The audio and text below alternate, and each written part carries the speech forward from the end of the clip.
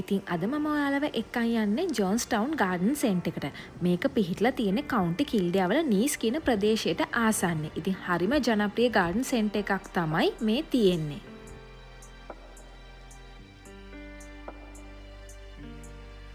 වර්ෂ 1974 තමයි මේ ගාඩන් සෙන්ටර් එක ආරම්භ කරලා තියෙන්නේ.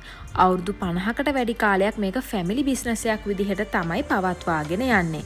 ඉතින් මෙතෙන්ට ගිහාම ඔයාලට අවශ්‍ය කරන විවිධ මල් පැල, එතකොට එක පැල ಜಾති, ගාඩනින් කරන්න අවශ්‍ය කරන හැම උපකරණයක් වගේ මේ ගාඩන් සෙන්ටර් එකේ තියෙනවා. ඉතින් හරිම ලස්සන නිදහස් තැනක් තමයි මේ ගාඩන් සෙන්ටර් එක. ඒ වගේම මෙතන පොඩි කැෆේ එකකුත් තියෙනවා.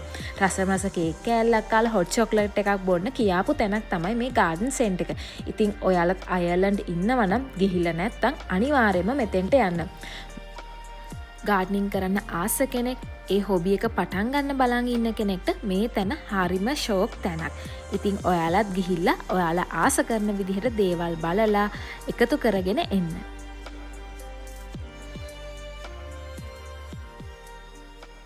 ආයෙත් දවසක අලුත් වීඩියෝ එකකින් හම්බෙමු.